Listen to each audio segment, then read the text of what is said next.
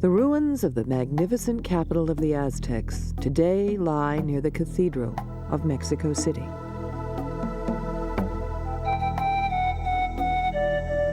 In the 15th and 16th centuries, this great temple was the seat of both religion and politics of the mighty, warlike Aztec people. Subject and allied cities would visit the temple regularly. The Aztecs' god, Huitzilopochtli, had promised his people a place where they would be the masters of a huge empire. In order to recognize this place, they had to find an eagle perched on a cactus, holding a serpent in its beak. They would then know that this was to be the special place where they would be lords and where their great capital, Tenochtitlan, would be built. Today, this site is known as Mexico City. The Mexico of the modern world looks with pride upon the symbols of its ancient past. The colors of the Mexican flag, green, white, and red, display at the center the eagle perched upon a cactus.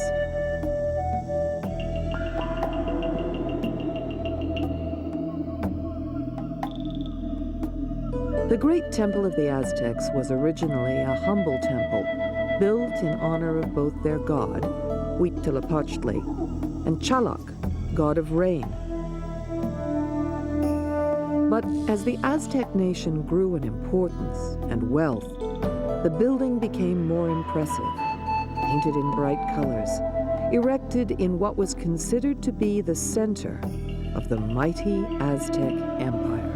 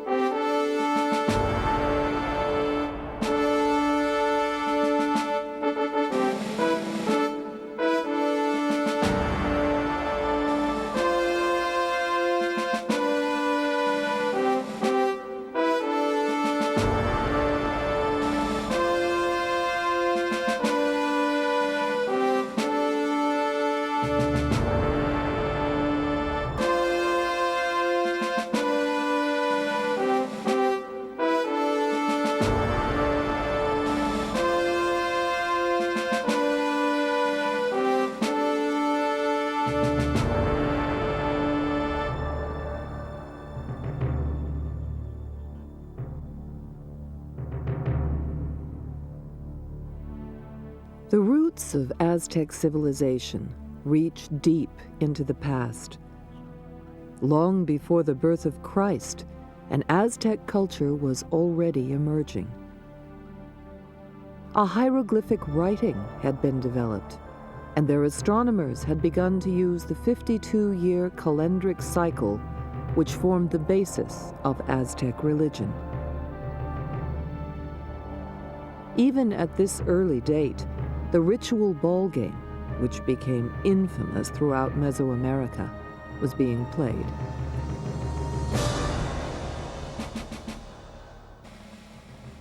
Long before the Aztecs appeared, the central part of Mexico was dominated by the city of Teotihuacan, only 45 kilometers away from the site which was later to become the Aztec capital. Teotihuacan was a great city, the sixth largest city in the world at that time, 600 AD. It remains one of the most impressive sites of the ancient world. It covered more than 13 square kilometers.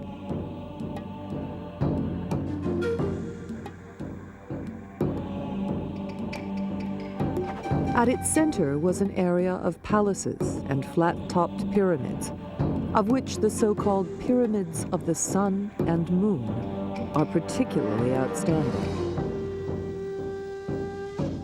Extending the length of the city was the road known now as the Street of the Dead, which was more than 5 kilometers long. As Francisco Zepeda Alvarez explains, I think which thus was the most important avenue here at Teotihuacan, because a lot of people from other areas, the Totonacos, possible Zapotecs, and some Aztecs came to this area to offer presents to the gods. The first constructions, the monumental constructions, we think which was built during the 1st century after Jesus Christ. See, we think which the first temple built it was the temple of the sun, then the temple of the moon, and they built the Street of the Dead. The population here, we think which was around 120,000 people. Various buildings depict gods and goddesses who would later be worshipped in Aztec times.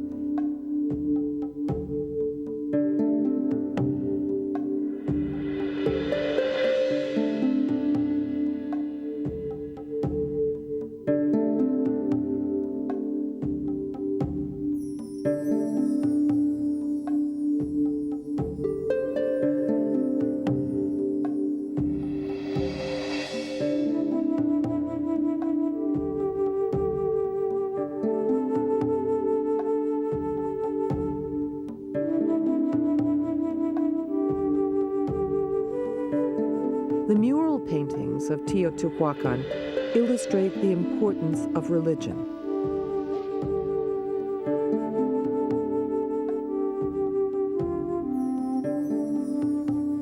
Water, earth, and sea life are often represented. Ruben Cabrera, a Mexican archaeologist who has worked at Teotihuacan since 1980, explains the paintings in a palace built close to the site. Este es el conjunto que le llaman Patio Blanco de Atetelco. Fue explorado en 1947 por el arqueólogo Carlos Margain y representa el complejo de 3 templos, característico de Teotihuacán en su disposición urbana, en su planeación, ya que estos se ubican hacia el norte, hacia el este y hacia el sur, según los 4 puntos cardinales.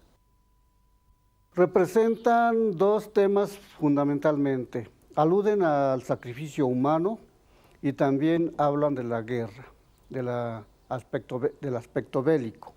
Como vemos, hay una procesión de 2 deidades, jaguares y coyotes, pero ambos personajes llevan simbólicamente devorando un corazón sangrante.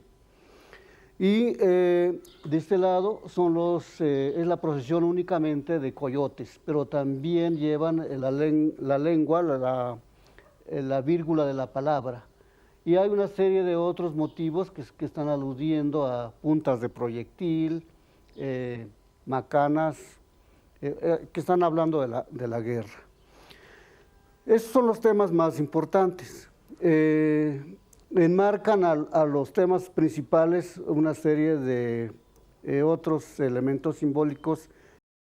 El más temprano fue de mucha importancia, como el ascendente, pero que para esta época, hacia los 450, ya no era tan importante la serpiente, sino fundamentalmente. A remarkable stylistic feature of the Teotihuacan murals is their symbolistic complexity.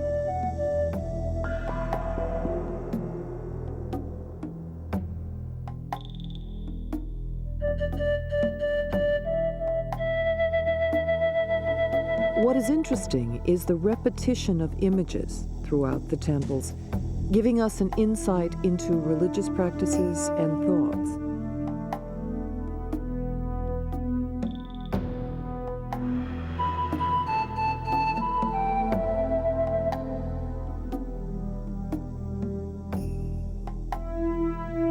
In about 650 AD, Teotihuacan was overthrown, but remained as an important religious center, as it was believed that the gods had assembled there to create the sun.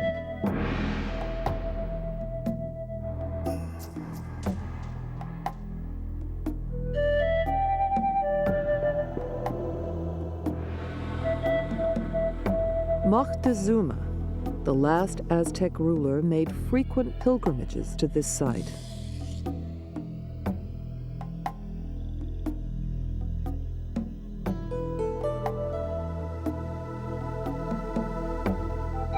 The Aztecs also held dear to themselves the traditions passed down to them by their predecessors, the Toltecs, whose achievements were attributed to Quetzalcoatl, their great priest-ruler. Shortly before 1200 AD, the Toltec state collapsed, and the Valley of Mexico became home to a succession of half-civilized tribes known collectively as Chichimecs.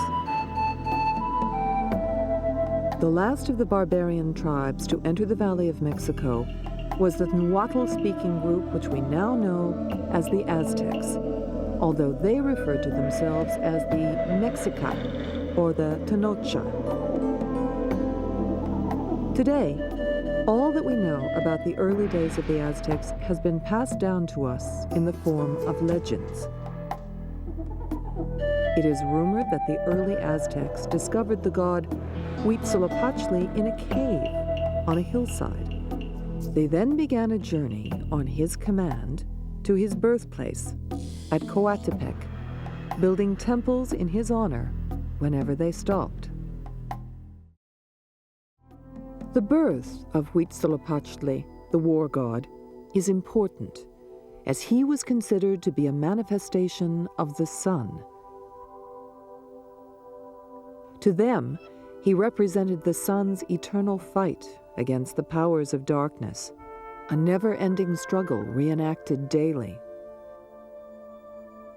Just as Huitzilopochtli was born to combat his brother and sister, so the sun rises each morning to do fresh battle with the stars and moon and put them to flight. To help Huitzilopochtli as the sun in his daily struggle, it was necessary for man to provide the god with the most precious food that he can offer, his own blood. As Dr. Elizabeth Baquedano explains, we know about human sacrifice thanks to the descriptions of the 16th century friars who kept very meticulously records about human sacrifice. The most important friar who recorded everything he saw in terms of religion was Bernardino de Sahagún, who came to Mexico in 1539. We know that human sacrifice was important to keep the universe in equilibrium, but also we know that human sacrifice was the most precious offer we had to give to the gods. Children were also sacrificed.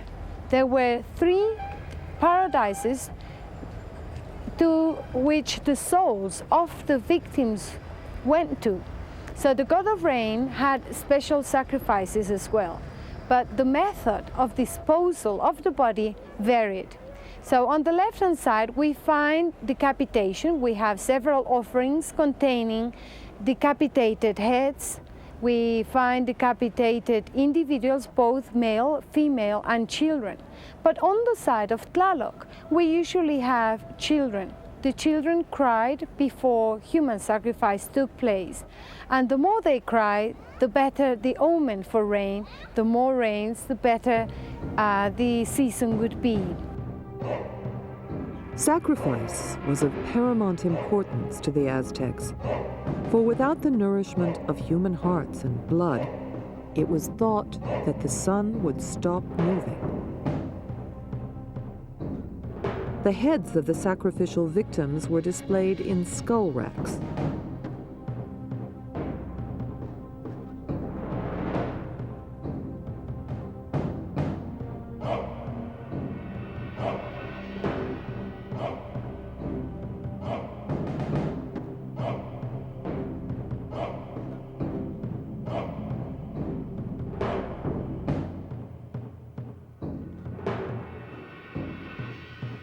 These were architectural platforms, carved on all sides, seen here at the Great Temple of the Aztecs, where 240 different skulls are painted with stucco. They were horrific monuments which celebrated success in battle and intimidated their enemies. The tradition of having skull racks dates to about 700 or 800 AD in Mexico, in the state of Oaxaca, at the site called La Coyotera. But the Aztecs actually made it their own. You find skull racks depicted in the chroniclers of the 16th century. Even the heads of the Spaniards were displayed, and we have manuscripts showing the heads, the severed heads of the Spaniards, including horse heads, because the natives had not seen horses before. This particular example conveys ideas of fame, glory, prestige, and power. Although this example is a sculpted one, real skull racks were placed next to the temples. The temples had real heads, the flesh decayed, and the skull actually stayed behind. The hearts of the sacrificial victims were placed in vessels called kuauxicalli, eagle vessels.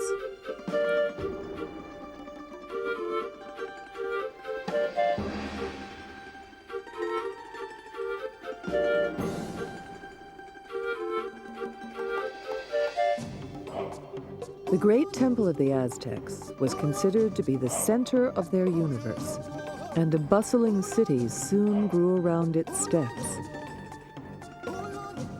Avenues were built in a highly planned grid formation, and at its heyday, the city of Tenochtitlan was known to have over 200,000 inhabitants. Until recently, most of the Great Temple was known to us only through documentary sources.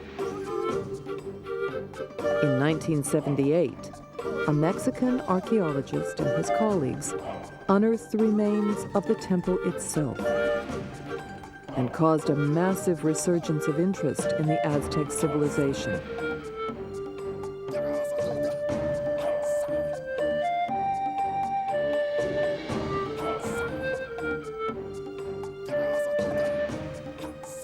The first has disappeared, but the second dates back to 1390, which is the one we see today, virtually complete.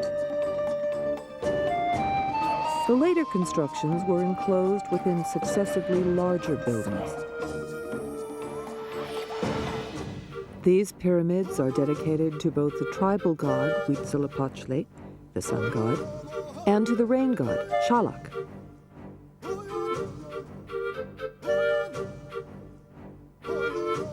The temple represented the mythical place of Huitzilopochtli's birth, Coatepec, a serpent mountain, which is why the site is surrounded by walls representing snakes.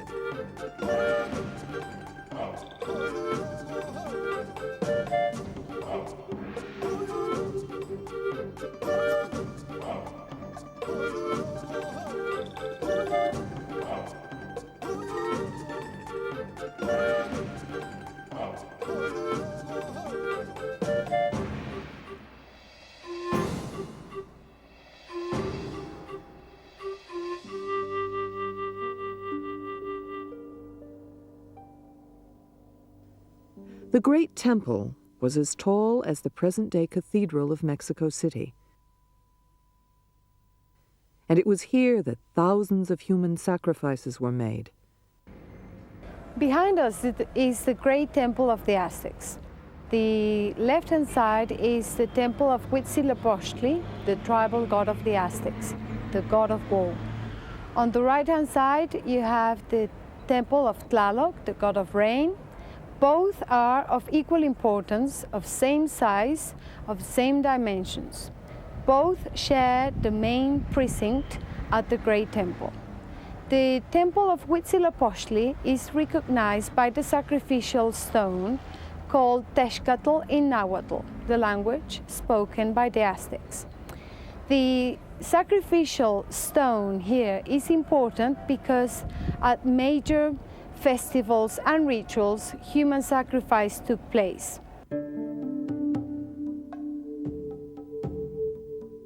On the other side, at the entrance to the temple dedicated to Chalak, god of rain, is a sculpture of a reclining man holding a vessel on his stomach. The sculpture is known as Shakmul, a divine messenger between the priests and the gods.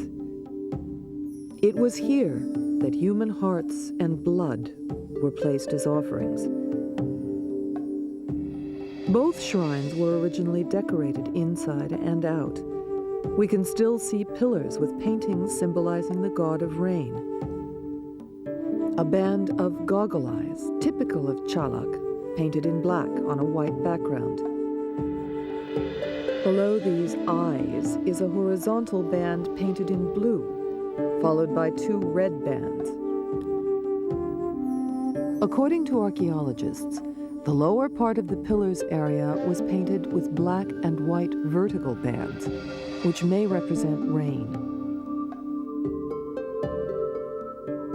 Little can be said about the third construction stage of the Great Temple, except that during the excavations, archaeologists found 8 life-size sculptures representing standard-bearers leaning against the steps leading to the temple of Huitzilopochtli.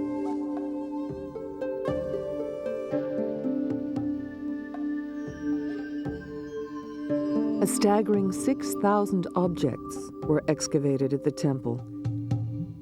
Many of the tribute objects came from different parts of the empire.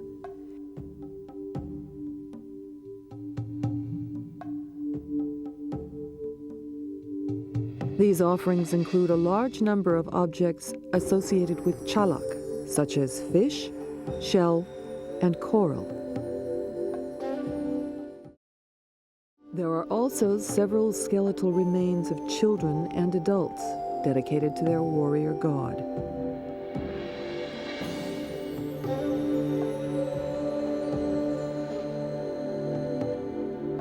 Offerings containing fish from the Gulf Coast, coral, and shells can still be seen along with effigies of the god of fire, Xuticutli.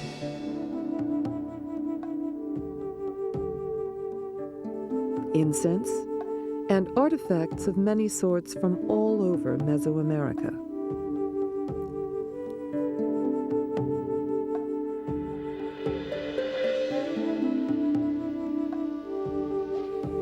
The Aztecs and the ancient Mexican peoples wrote their books in bark paper. We find this type of material still being produced in the state of Guerrero in Mexico. It's very much painted in the traditional style, hand-painted. These manuscripts were called codices, and we have 14 pre-Columbian codices nowadays. We have another excellent example called Codex Mendocino or Codex Mendoza. This manuscript was first put together by the first viceroy of New Spain, Don Antonio de Mendoza, in the colonial period. It's particularly important because it illustrates 3 aspects of Mexican history. The first section deals with the history of the Aztec rulers, from the first Aztec ruler to the last. The second section deals with the tribute, how tribute was paid to the Aztecs, how much, how often, and in what form. The third section of the manuscript deals with aspects of education for the children. You will find that the parents were scolding the children, sometimes bringing them close to a fire of chilies, so that the children inhale the chili smell and got a bit of a cough. Sometimes the Aztecs forced the children to sleep outside, to sleep in mud, in wet mud. There are other aspects as well, as for instance, how many tortillas were children allowed to eat a day, depending on the age. The boys were usually trained the arts or the crafts of the father, while the girls stayed with mother at home. Sometimes the girls were taught how to cook, how to weave, and this codex is particularly useful to reconstruct how the Aztecs lived, how they brought the new babies home, the function of the midwife, what they did when a baby was born, how they announced the birth of a baby boy or a baby girl. The Aztec rulers of Tenochtitlan became part of a triple alliance with rulers of nearby states. Netzahualcoyotl was a great ruler of neighboring Texcoco, who ruled from 1418 to 1472. He was contemporary with the Aztec ruler Moctezuma. He favored law, engineering, and the arts, and made Texcoco the seat of the highest court and the center of artistic activity. He encouraged the construction of an extensive system of aqueducts to bring water from mountain springs to the towns, and agricultural terraces of the foothills. Netzahualcoyotl's great palace is not visible nowadays, but his pleasure gardens on the nearby hill of Tetzcoatzingo offer traces from the past.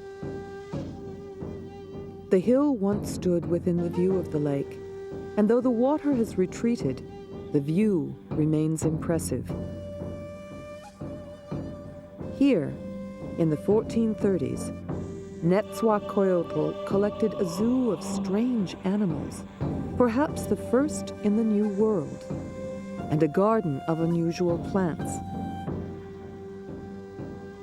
An aqueduct carried water from the mountains into a reservoir ornamented with bas-reliefs, and from there it flowed by streams and canals all over the garden, filling the lakes and the bathing pool cut into the living rock.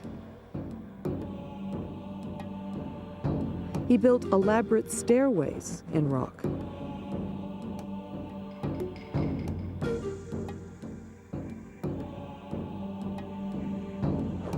Sitting in Netzahualcoyotl's stone throne on the hilltop, one gets a magnificent view of his royal vantage. The king must have watched the traffic of the fishing boats below him, though now the lake has given way to farms, as he listened to the sounds of crowing roosters and birdsong. The remains of the basins can be seen, but there are no waterfalls, bird cages, and flower beds, which gave the king such delight. An Aztec water system can still be seen at Xochimilco, which in Nahuatl means place of the fields of flowers. Today, it is a bustling tourist attraction where vendors display their goods from brightly colored barges, much as they did in yesteryears.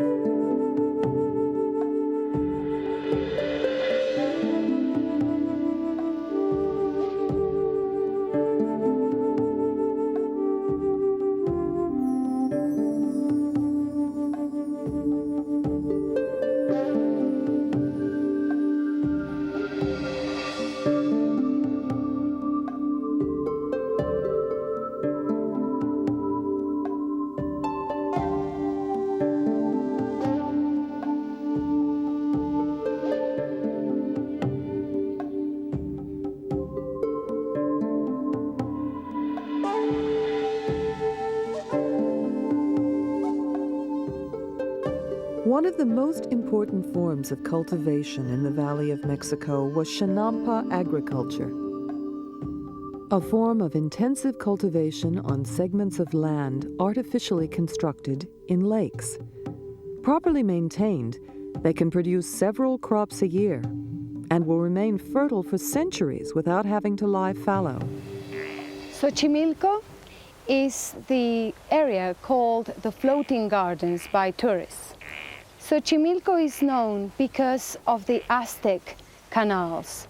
The Aztecs used to travel and used to sell their products alongside the canals. The canals went as far as Tenochtitlan. The present Great Temple of the Aztecs was part of the lake shore of Texcoco. This area had two types of water, fresh water as well as salt water. During Moctezuma's reign, during the rulership of Moctezuma and Netzahualcoyotl, they decided to build a dam to divide the salt water from the fresh water. This was a very important aqueduct which divided the water for people to drink as well as to cultivate the land. The land is very fertile.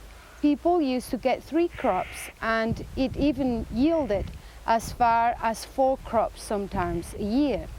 They cultivated maize, amaranth, and they also cultivated different flowers. It's still the richest area in Mexico City where people buy and sell flowers. The area is rich because people can live on water as well as in Aztec times people depended on hunting as well as fishing. People trapped birds and fish with their nets and harpoons, but they could also get frogs, eggs, larvae, and all kinds of insects that were edible. People depended upon maize cultivation, and maize was and is still the staple food in Mexico. Many dishes were derived from maize, such as tortillas, tamales, envelopes of steamed maize stuffed with savory vegetables or meat, and atole, a sort of porridge. Canoe traffic linked the entire lake system of the Valley of Mexico. The flow was predominantly into Tenochtitlan and consisted largely of foodstuffs and other provisions. Not only was canoe transport more efficient, but in many instances the water route was shorter than the land routes. Another important crop is the agave or maguey cactus. The plant was a source of fiber for clothing, netting, ropes, and bags. The spines were used as needles, as Tommaso Antonio explains. The popular name of the plant is maguey, and its botanical name is agave. At this age, we must cut the leaves from the middle of the plant, because when the maguey blooms, the maguey dies. See, so before the blooming, we'll cut the leaves, and then with this kind of round knife, we'll scratch the heart of the plant every day to irritate it, and then the maguey will produce a liquid, which is very sweet, and so we call it honey water. Then the honey water is taken off by sucking out with this kind of gourd. It's a local gourd, which we call acocote. With this acocote, we suck out the juice, the honey water, so the honey water, see? Then this honey water, we'll drink it so, or we'll put it into wood barrels, and we'll let it ferment for 24 hours. 24 hours later, the honey water will turn to a liquor, a pre-Columbian liquor, which is called pulque. The pulque will contain 6% of alcohol, like beer, for instance. And the maguey produces the honey water during 6 months. It produces a gallon a day, half gallon in the morning and a half in the afternoon. And out of the leaves, out of the maguey leaves, the ancient cultures, they got also the first paper that they used to write on. They got the parchment paper. See? I'll write something or you will see it is a writing paper. Look, from each leaf, the ancient cultures, they got the parchment paper. They got one sheet inside. Look, it was the first paper that the ancient culture used to make the codices. And the parchment is strong. There is one inside and another outside. You obtain two sheets from each leaf. And under the outside parchment paper, they discover also the first soap. The first soap that the ancient cultures used for washing. This is the pre-Columbian soap. And the point of the leaf was also very useful, either as an arrowhead, or they discover also the first needle and thread. The first needle already threaded, because out of the fibers they weave, they made clothing out of these fibers. Look, they got the needle and thread in one piece. Look at it. Needle and thread together. And for the dyeing, to put color on the fibers, they used also natural colors. For instance, with a rose leaf, they got instant permanent dyeing. Look at it. And the color won't wash out, the color stays.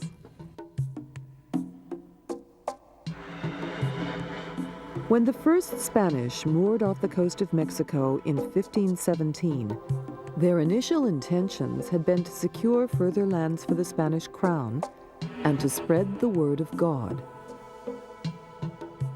It was Cortés, one of the early conquistadors, who, fueled by tales of riches and gold, embarked on an arduous journey to the interior to find the legendary Aztec capital, controlled at the time by the mighty ruler Moctezuma.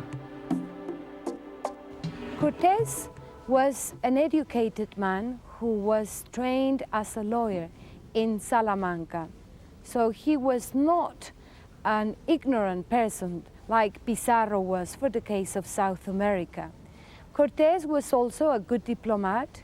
He was the perfect Machiavellian who could play tricks on politicians. En route, their treatment of the local tribes was often brutal and suppressive. But to the Spanish, their actions were justified, with the secure knowledge that God Almighty was on their side, and that conversions to the Christian faith were being made with religious fervor. Cortés met with the enemies of Moctezuma and convinced them to join him in his move on Tenochtitlan.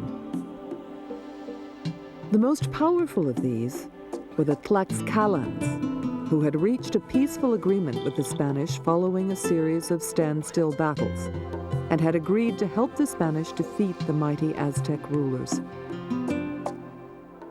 The two leaders finally met face to face for the first time. Moctezuma, however, believing Cortés and his party to be gods, welcomed the Spaniards into his city, accommodating them in great palaces, and treating them with the reverence reserved for the most important guests. When Cortés arrived in Mexico in 1519, the Mexicans thought that Quetzalcoatl was coming back to claim his seat. He had left Tula on a year one reed, which was exactly the same date when Cortés arrived in the Gulf Coast of Mexico in 1519. The natives were familiar with this myth of Quetzalcoatl, a bearded man who was coming back. When he arrived, he found some Spaniards who were familiar with this myth. And in fact, he was helped by Spaniards to conquer Mexico. He was also very much aware of the fact that the natives weren't familiar with horses. So he scared the population with horses, with gunpowder. The Mexicans weren't familiar with these particular fire weapons, and they were petrified. Relationships were soon to sour when the Spaniards' true intentions of seizing gold became apparent. Cortés had shocked the watching Aztecs when he ordered his troops to throw figures representing gods down the steps of the great temple. Moctezuma, perhaps convinced by the omens of evil, believed that the newcomers would be triumphant and was soon taken prisoner. Moctezuma himself, in a way, defeated his own people because he was a prisoner of his own beliefs. He realized that the Europeans were human beings, but he was still stubborn, thinking that perhaps it was Quetzalcoatl. The Mexicans were upset about the fact that he was still fighting with the idea, and it was his own people who actually killed him. There is one description in which he comes out his balcony and he's stoned by his own people. The formal attack on the capital of the Aztec Empire began on April 28, 1521. And for the desperate Aztec defenders, there could never be any real match against the attacking army. With more than 900 Spaniards, thousands of Indian allies, 86 horses, 15 cannons, and 13 ships, the once great city soon fell, and the mighty empire soon crumbled. For the few survivors who remained, any hopes of retaliation were destroyed when European diseases such as cholera and smallpox, against which they had no resilience, took hold. And the once bursting population of the city became a subdued, dwindling few. The conquest was successful also because they had fire weapons, they had horses, and they knew the tactics of war. The Indians were not playing a war. They were not familiar with the kind of war the Spaniards were familiar with. The ancient Mexicans were used to conquer and find people to sacrifice to their gods, but they weren't used to just kill people for the sake of killing people. They had two different and opposing ideas as to what war was. This marked the end of the Tenochtitlan and the beginning of New Spain. Fortunately, the language is still spoken in certain parts of Mexico. The vocabulary has not all gone.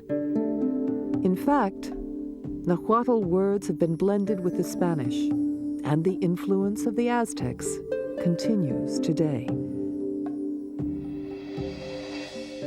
Mexican Spanish is sprinkled with words of Nahuatl origin, some of which, especially those for foods, tomato, chili, chocolate, have entered English and other languages as well. Aztec life is far from dead. It's still alive. The language is spoken. Nahuatl is spoken in several modern states of Mexico. The clothing in several states is still very much the same: long skirts, a belt holding the skirt, triangular item called keshkemetl over the shoulders, which was worn without a blouse in pre-Hispanic times, but nowadays is worn with a blouse. The male have changed their clothing, but the female are still keeping ancient traditions in certain villages in Mexico. The food is very much still pre-Columbian. We can trace recipes such as mole, the chicken cooked in chocolate sauce and chilies. That is still part of the Mexican tradition. Tortillas are eaten every day. And the way of life in certain villages is still pre-Columbian in orientation. There are certain rituals which were carried out in Aztec times, such as beheading quail and dropping the blood onto the earth to feed the earth. That's still being carried out in the state of Puebla, particularly in San Pablito. So there are many rituals which still are kept. The use of the hummingbird as a charm object is still carried out.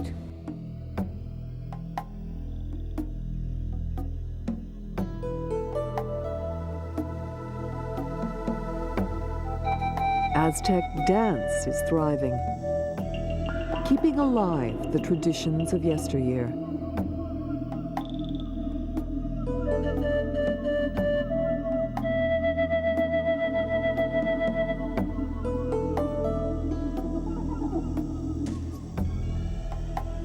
The great temple today lies in ruins, but remains a reminder to the times when it represented one of the greatest powers on earth. As the Aztec poem has it, for as long as the world endures, the power and glory of Tenochtitlan will survive.